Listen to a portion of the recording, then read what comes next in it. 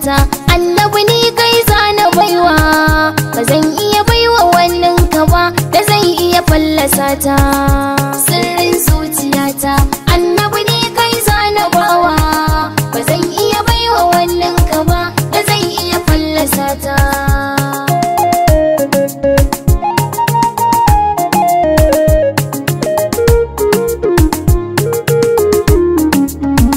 Tabaraka jalla sarki gwani Allah kai kai bayi, ka yarda mu dinga bauta gare ka kayo zafi da sanyi, ka yarda na dinga waƙe ga annabi wanda yake rawayi.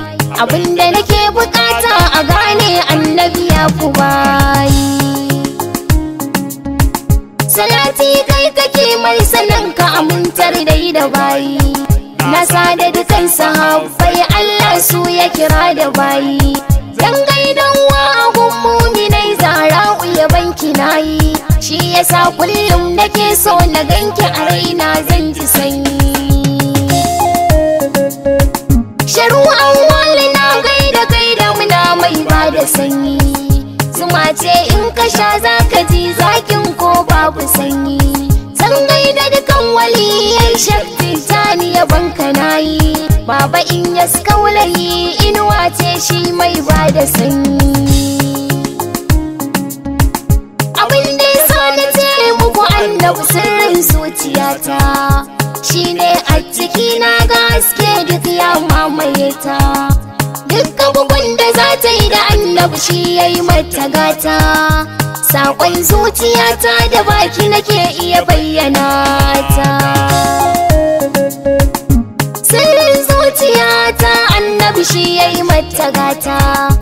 Yadda nake bukata na ganni da annabi babu rata. Tunani na kwakwalwa aiki na kuma zuciyata. Annabi gani na zo gurin ka saitar rayuwata. Yanzu ta kai ni birnin Madina ga annabi babu rata. Yanzu ta kai ni in yi dawafi in dawo gwanata. Yanzu ta kai ni aljanna kifta ido ma ya furata. Ba wahala a aikinta annabi in ya kewaye ta. Kai ita ce ma aiki yayi wa bishara ta fugata. In ta gyara annabi ya ce komai ya rabauta. In girman ciki zuciya karama ce ba kamar da. Annabi shi kadai ne bawa wanda ya mallake ta. Ba kyawun tufafi bane zai sa ai makarata. Annabi ya faɗi in ta ɓaci jiki ma bai da gata. Wannan ne yasa sai na boye sirrin zuciyata. Ba na so ka gane shi annabi shi zai mata gata.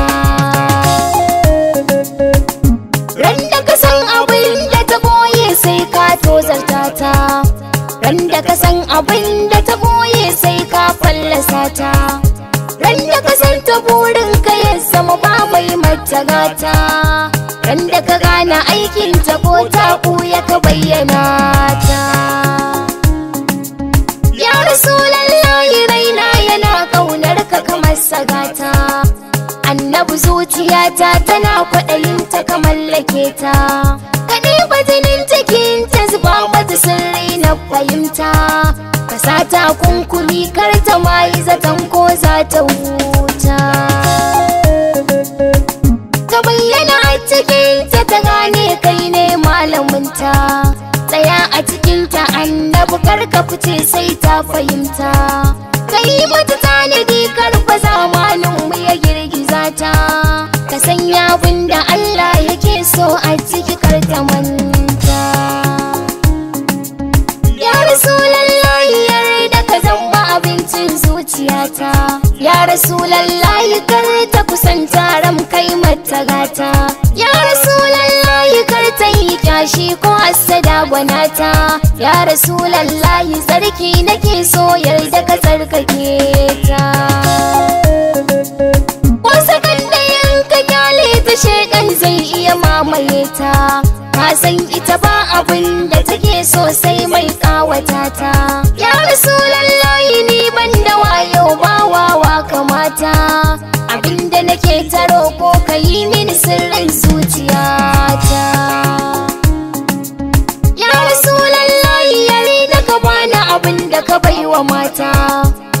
aljanna da sauki a gunsu idan suka mallake ta. Zuciya ita ce mutum duk gaba ɗaya ko da bai da gata. Ya Rasulallahi nan zan tsaya da kasidar zuciyata. Hauwa suna na gaskiya ɗala shi yayi min gata. Allah ka ji kan mahaifi ka ƙara yarda da mahaifiyata. Amanar Fatima lakabi na wanda ta min gata. Bisalam na farko nan zan tsaya da kasidar zuciyata. Ya Rasulallahi sa'un kusanta da kai min gata. Na samu abin da kullum nake ƙaunar sa zuciyata. Na zauna ne da kai gani ga ka tsakanin baburata. Idan ajali ya zo kai garantin karfin rayuwata. Ni bani da ilimi wanda zan yi bayani su fahimta, kuma bani da wannan aikin da zan nuna sha rayuwata. Ƙarshe Allah ya faɗi sai da yake za mu je mu huta. Ya Rasulallahi ni ban da komai sai ƙaunar ka gata, sai ƙaunar ka gata, sai ƙaunar ka gata. Sirrin zuciyata, sirrin zuciyata.